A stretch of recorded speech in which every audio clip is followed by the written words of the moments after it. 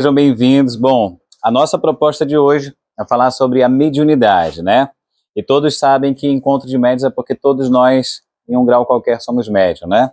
E aí, qual que é a ideia de hoje? É um novo olhar sobre a prática mediúnica, rever alguns conceitos, alguns pontos que, infelizmente, a gente acaba nutrindo, e isso em decorrência das nossas crenças, que muitas vezes nos limitam.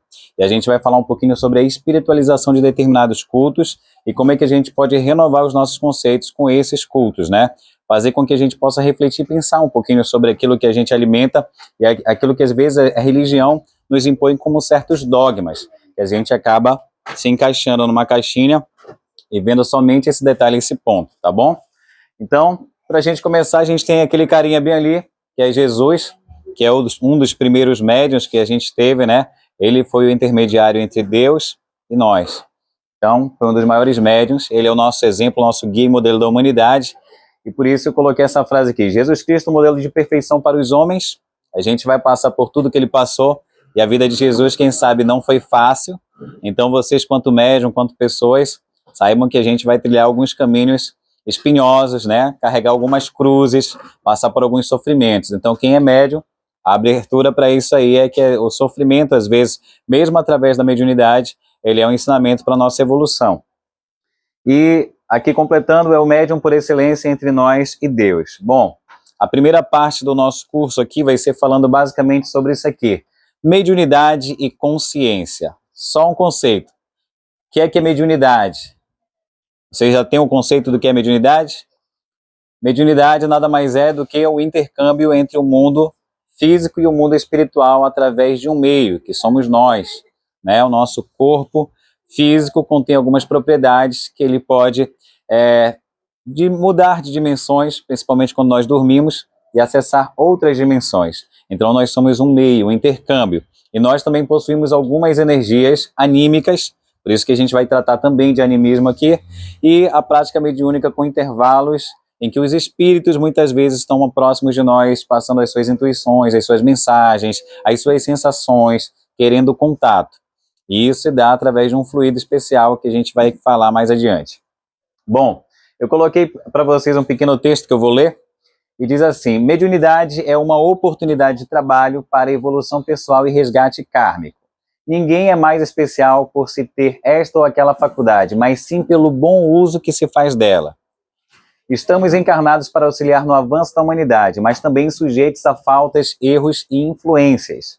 E isto se dá porque 90% dos encarnados estão em processo de resgate, por inúmeras faltas cometidas nesta ou naquela encarnação, haja visto que este é um planeta de provas e expiações, onde criminosos reincidentes estão reencarnados.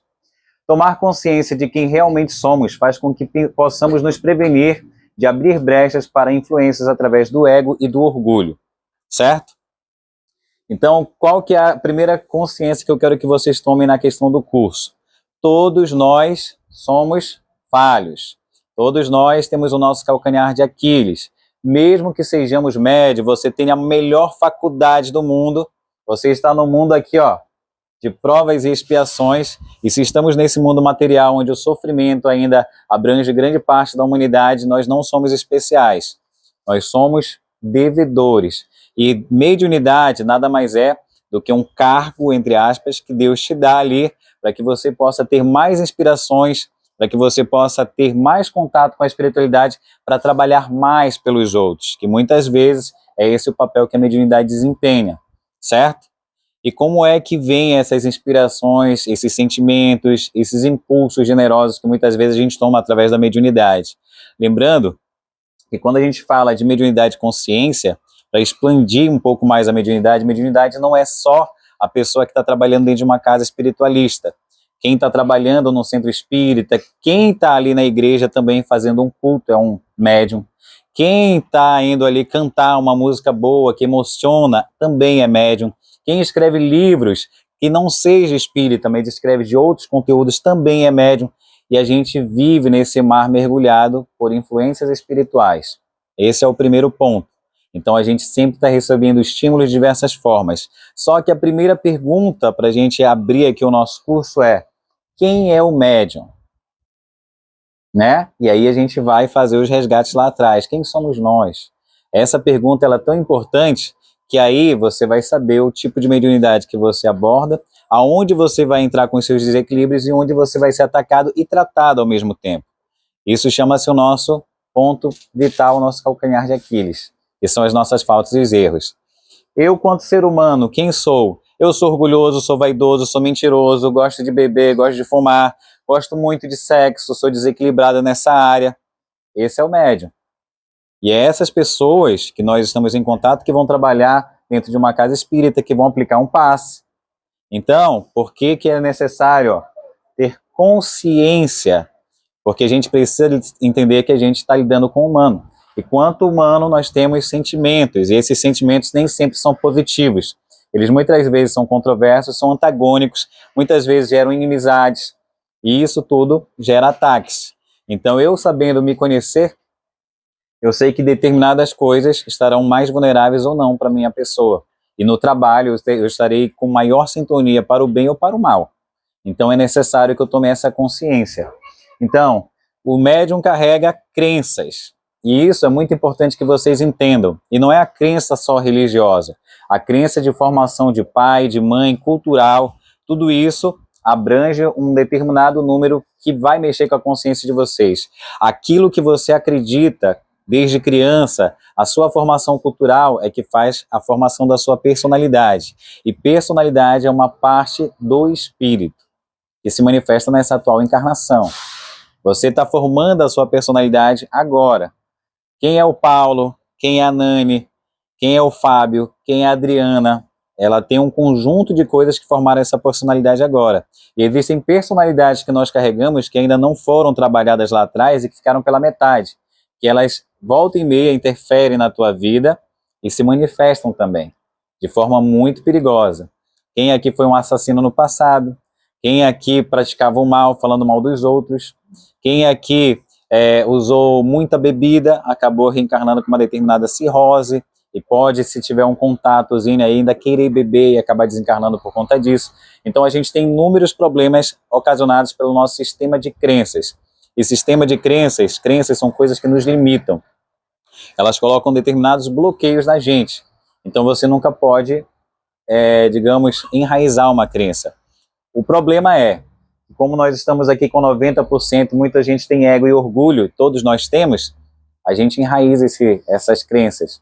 Então, sabe o que é crença? É quando eu não me disponho mais à mudança, só isso aqui que eu estou tendo é certo, só é a minha opinião que é válido, eu não quero escutar o outro. Isso acontece dentro de centros espíritas, acontece dentro de trabalhos, acontece. Eu não estou aberto a nada. E a crença, ela está enraizada, porque ela faz parte da tua personalidade, então é difícil de mudar.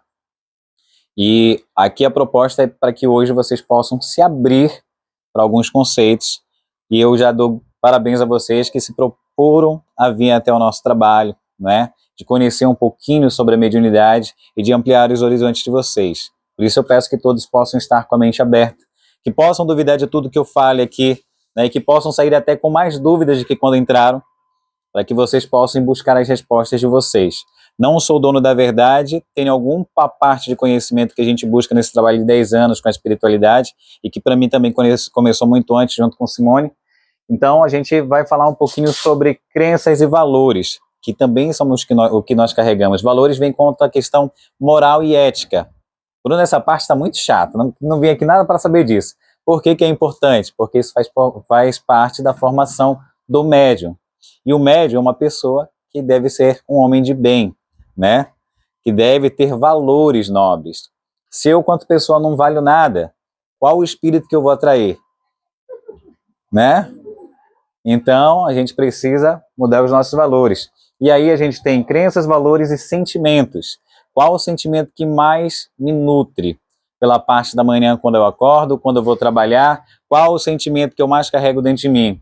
Sou muito triste, sinto que as pessoas não gostam de mim, tenho crise de inferioridade, eu normalmente sou muito orgulhoso, sou muito rancoroso, se me fazem mal eu guardo aquela mágoa, vou esperar até o último dia para descontar, no momento certo, no momento exato. Existe gente assim? E isso tudo faz o médium, né? Então, essa questão de trabalhar sentimentos e crenças ela é importantíssima. E segundo, que vocês possam estar aqui como aprendizes. Eu, particularmente, estou aqui na frente, mas não pensem que eu sou evoluído, que eu sou um cara, falar tão bonito, deve ser um trabalhador excelente, sou o pior de todos. Então, fiquem... Então, ó, fiquem aqui como aprendizes, para que vocês possam estar abertos a partir desse momento para a gente começar o nosso trabalho, certo? Primeira lição daqui é: conheçam a si mesmos, suas crenças, valores, conheçam seus sentimentos, conheçam-se em primeiro lugar, para que vocês possam saber qual tipo de espíritos e sintonia vocês estão tendo. Muita coisa ruim está acontecendo na minha vida, só dificuldades, bloqueios, por quê? Pensamentos, sentimentos, crenças e valores, tudo enraizado ao médium. Ah, eu não estou conseguindo incorporar direito, quando vem o espírito quer beber, quer fumar e tudo. Crenças, sentimentos e valores, tudo enraizado ao médium, certo? Então, nós estamos aqui como aprendizes e não sabemos nada ainda. Alguma pergunta nesse intervalo? Bom, sensações e energias de pessoas e ambientes, né? Isso aqui a gente vai falar muito das pessoas que são médiums mais sensitivos, mas todos nós, de um grau qualquer, a gente acaba tendo alguma percepção, seja da pessoa, seja do lugar em que a gente vai. Antes da gente chegar com uma pessoa, a energia dela chega primeiro e nos atinge. Por isso que às vezes algumas situações que a gente encontra no trabalho, em casa, na sociedade, a gente bateu a cara com a pessoa, não fica com a tua cara. Isso aí é barra pesada, a gente já sente. Por quê? Porque a energia da pessoa chega em primeiro lugar. Então, quando ela não é compatível com a gente, já tem um antagonismo ali. E aí eu coloquei algo para vocês. Todos os seres são capazes de emitir um tipo de energia por causa de campos energéticos, que é a nossa aura, tá? Entre as energias há aquelas consideradas energias negativas, pois podem e causam, por exemplo, malefícios à saúde emocional, física, espiritual de uma pessoa. Eu tenho o poder de desequilibrar Simone, basta eu abrir a boca, né? Né, meu amor? Eu tenho o poder de desequilibrar Simone pelo simples abrir de boca. Basta uma crítica. Basta uma crítica. Então, existem pessoas que têm esse poder de nos tirar do sério. Apenas uma palavra que a gente fala, apenas um deboche, a gente já fica ali reativo, certo? Então, também, não só as palavras, mas às vezes os pensamentos, às vezes as situações nos colocam em condições de sentir determinadas energias muito descarregadas que podem nos fazer mal, tanto na saúde emocional, física ou espiritual. Como convivemos com diversos seres vivos, é quase impossível não ser influenciado por algum tipo de energia. Além disso, há pessoas que têm a capacidade de serem mais sensíveis às energias que estão aos seus redores, né? E aí a gente tem antigamente os médiuns sensitivos. Hoje, nos centros espíritas, tem muitos locais, médium sensitivo só serve para ser uma pessoa desequilibrada. Porque, tô sentindo um monte de coisa, mas não sei o que eu faço com isso, né? Aí cheguei aqui, peguei no... Salta me daqui o relógio, rapidinho. Peguei no relógio da Petra. Ai, meu Deus, que pessoa ruim, tá passando muito mal. Antigamente, se vocês não sabem, o médium sensitivo ele era um dos mais utilizados. Por quê?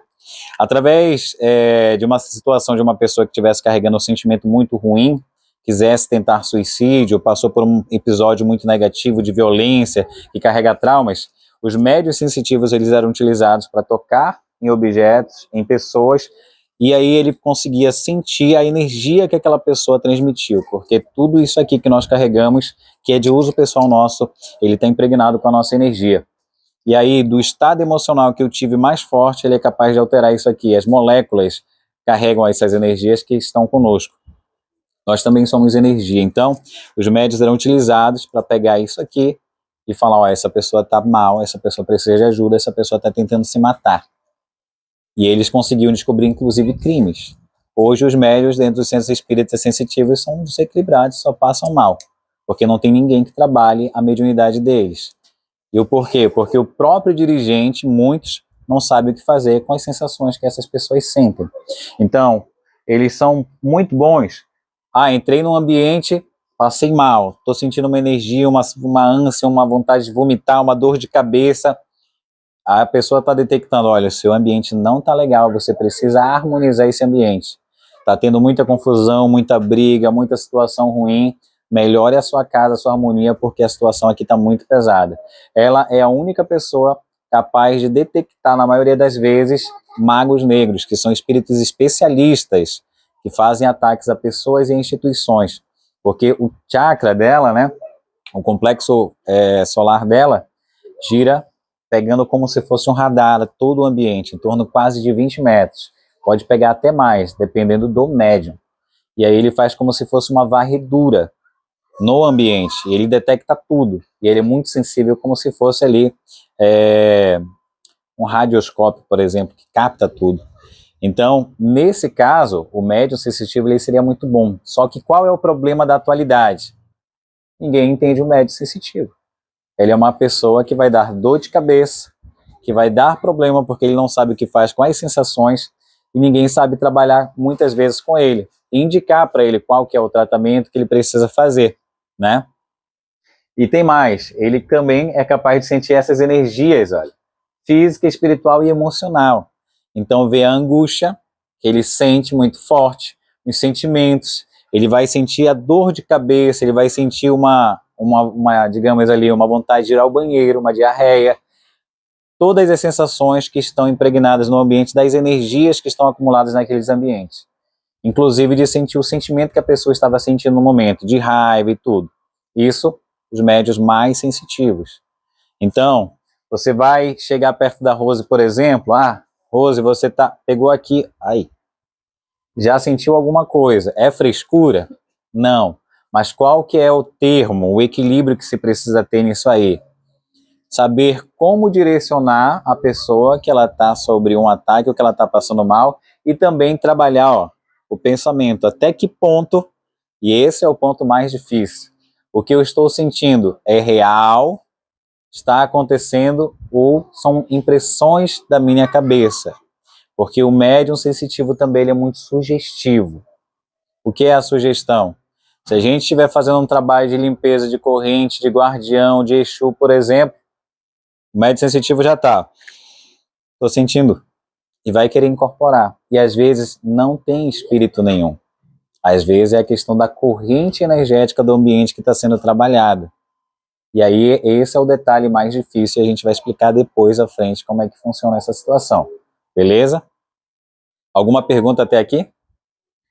Essa questão do médium sensitivo, esses espíritos eles são utilizados como passistas, como doutrinadores, que chamam falecedores, do espírito que está incorporado.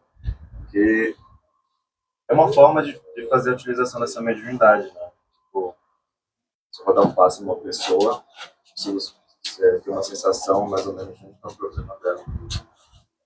Então, eu diria que os espíritos, de acordo com o caso espiritual, a pessoa vai seguir um caminho que a espiritualidade da casa pegue para ela. Então, eu acho que de alguma forma essa pessoa ela vai ser utilizada, a mediunidade dela. Existe um processo que a gente conhece como tato mediúnico, que vocês podem experimentar, né? Dá um pouquinho de trabalho de tentar conseguir, mas você consegue. Algumas pessoas, elas podem, às vezes aplicando um passe e descendo a mão bem lento, devagar, aproximado de 5 centímetros, e aí você vai sentir ou a sua mão, os seus pontas dos seus dedos, como se estivessem emitindo determinados raios, ou esquenta a área, ou gela. E aí essas sensações, elas podem passar. Porém, no médium sensitivo, nesse caso, ele está passando aqui, às vezes ele sente dor no local, que a pessoa está com algum problema. Eu passei aqui no coração dela, estou sentindo uma pontada no coração. Saí daqui, parou. Fui para cá de novo, senti de novo. Opa, tem alguma coisa aqui. Então ele é capaz de sentir isso. É real. E no sistema gástrico físico a gente pode sentir, inclusive a detecção às vezes de chips e aparelhos parasitas, que a gente vai tornar mais adiante. Pode falar, Mia. Se você for conversar sobre esse tema mais tarde, eu posso até responder, mas eu tenho muita dúvida com referência, assim, se existe canalização de energia ainda em objetos pessoais de alguém que já fez a passagem. Porque, por exemplo, assim, você tem um ente querido em casa, você quer ficar com determinadas coisas, e tudo. Mas muitas vezes esse tipo de coisa, uma foto, uma roupa e tudo mais, o fato de você ver, traz uma certa depressão, porque você se apega àquilo e tudo mais. Aí tem várias opiniões a esse respeito. Eu quero saber se isso é bom, porque também depende da cabeça da pessoa, né? se isso é bom, ou se tem alguma ainda resquício de energia, de alguma coisa que o ente querido pode ter deixado, já que a matéria já não só é o espírito que fica. Assim. Uhum. Aí eu queria ter esse esclarecimento, porque eu tenho uns que eu não concordo. Tá. Vou te explicar a primeira. Você falou muito certo. Tudo depende da cabeça, né? Com qual sentido você guardou uma foto, uma roupa? Qual é o sentimento que você tem de lembrar da pessoa, certo? Ah, eu lembro dessa foto, eu começo a chorar. Ah, eu lembro, fico triste. Não é legal.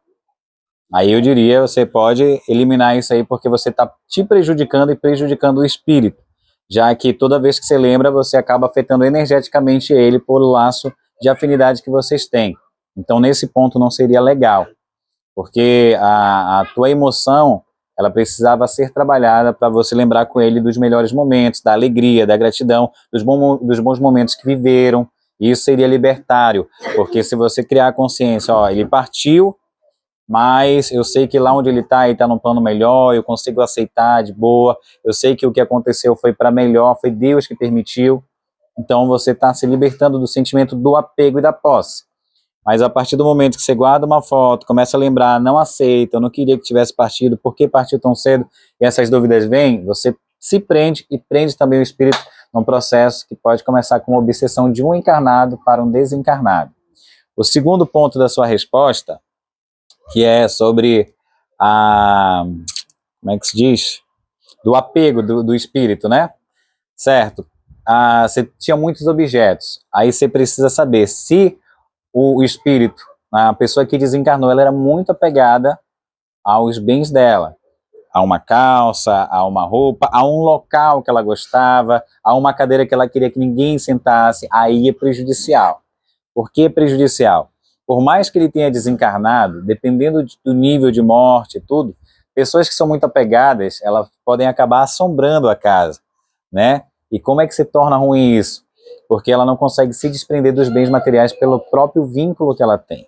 Vocês sabiam que hoje existe muita gente desencarnada, que está desencarnando jovem, está presa ao celular, e que não quer que ninguém mexa no celular. A gente já teve ocorrências disso aqui no núcleo, né?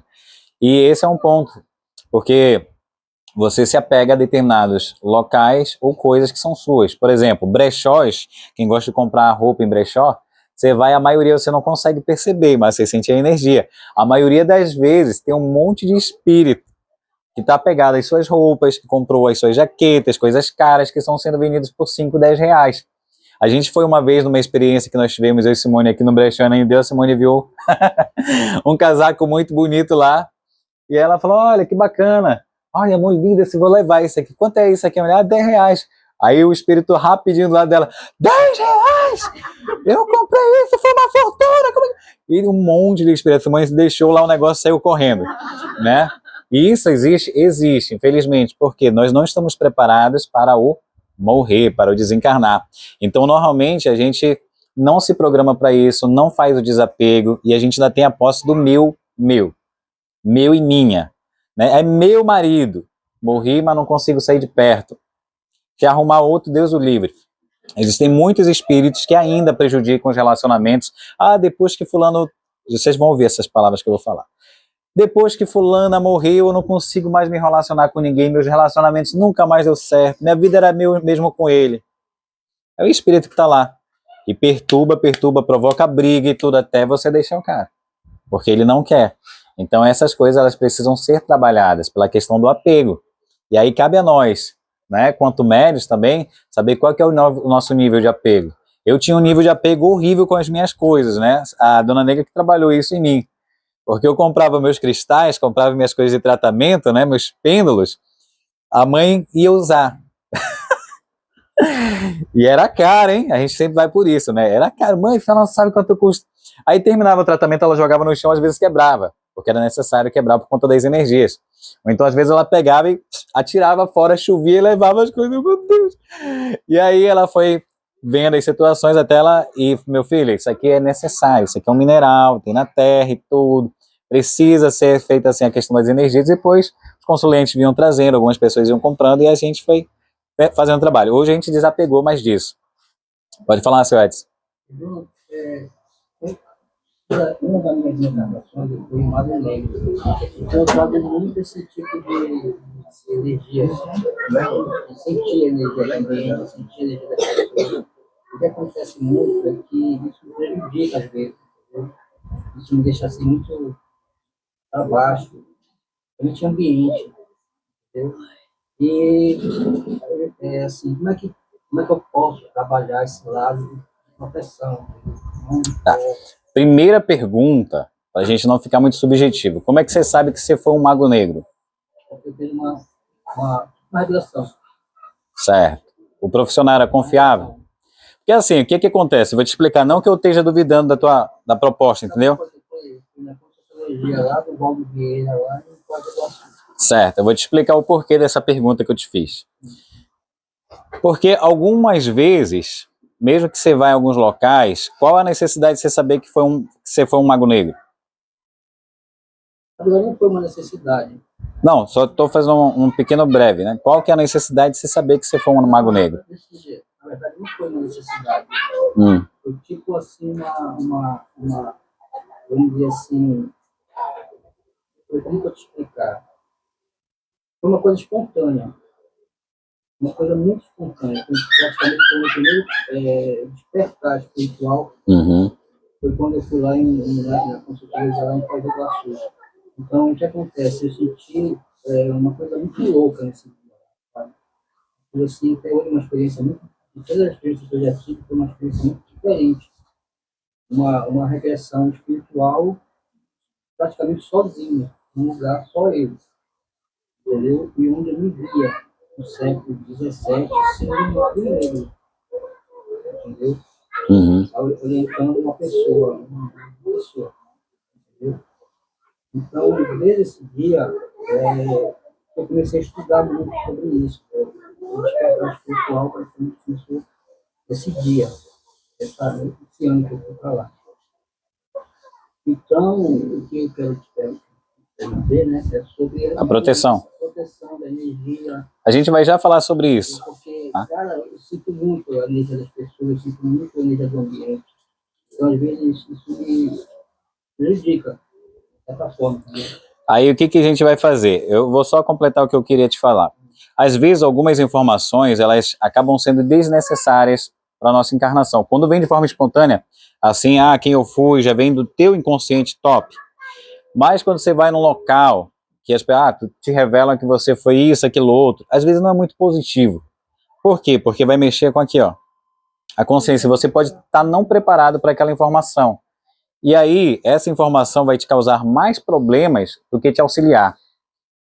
Então, às vezes, existem pessoas que vão buscar saber quem foram, e ficam remoendo. A gente tinha um cara aqui que era o Cláudio, um amigo nosso, que ele era louco. Ele ia em todo local, ele queria saber se ele foi uma grande personalidade que influenciou uma guerrilha lá no Rio Grande do Sul. Né? Então, ele queria saber, queria confirmar a informação se ele foi essa personalidade. E isso não tem valor algum, porque o que a gente precisa entender? O que é mais importante para você não está lá atrás, está aqui agora. O que é que tu está fazendo aqui agora para te evoluir, para te crescer, certo? Quanto Mago Negro, você e muitos fomos, não digo nem chegamos à categoria, mas muitos fomos, porque existiam muitos magos no passado e a gente passou por uma época medieval que foi a Era das Trevas, né? E a questão da Idade Medieval foi terrível. Perseguição, caças bruxas e todos, e existiam muitos feiticeiros, que a gente vai explicar depois a diferença. Então, muitos de nós temos cargas kármicos, e no Brasil a gente vai tratar disso também. Ainda bem que tu abriu essa pergunta que eu já tinha esquecido. De tratar um pouquinho do histórico espiritual do Brasil. Quem são os espíritos que vieram para cá, como começou as raízes da mediunidade no Brasil, e qual que é a importância dos médiuns saberem disso com relação às suas correntes de trabalhadores espirituais. Por exemplo, eu tenho caboclos, pretos velhos, índios, guardiões. Tá, mas quem são esses espíritos? Né? De onde vêm? Como se manifestam? O que querem? E aí isso remonta um pouquinho lá em Brasil de 1500, quando começou a ser descoberto, veio a influência dos portugueses. Quem foram os primeiros portugueses que vieram para o Brasil? Vocês sabem? Quem que era mandado para cá para as expedições? pessoas que não valiam nada em Portugal, eram prisioneiros. Ó, a gente te dá a oportunidade de você permanecer vivo, não ir para a forca, nem ter a cabeça decepada. Você vai para um novo continente auxiliar lá, a desbravar a mata lá, abrir espaço para a coroa portuguesa, beleza? Beleza. E assim vieram muitos portugueses e espanhóis para cá. E aí de outra plaga veio quem? Os africanos, né? Que na própria África já existiam regimes também, em que as próprias tribos, elas acabavam entrando em guerra e faziam prisioneiros, e vendiam esses prisioneiros para os portugueses. Isso é história. E muitos vieram de lá. Só que qual foi o impacto que gerou no Brasil em karmas como os nossos, né? Alguns de nós éramos expedicionários portugueses que estávamos vindo para cá, trazendo muitas famílias de negros, muitos que vinham também espanhóis e outros que vinham tentar a vida no novo mundo. E aí muitos desencarnavam. Aqui a gente também foi senhor de engenho, a gente mandava a ordem, olha, chicoteia, olha, mata, né? A gente estuprava, a gente pegava filhos, separavam de mães. E aí algo se formou de muito negativo no Brasil, que foi a carga que o Brasil carrega até hoje pelos 353 anos de escravidão. Então essa carga não se apagou. Nós brasileiros somos miscigenados.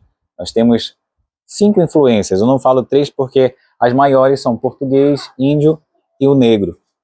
Então, dessas 3 influências que geram o nosso psiquismo brasileiro, que forma a nossa identidade, nós carregamos energias que só somatizaram.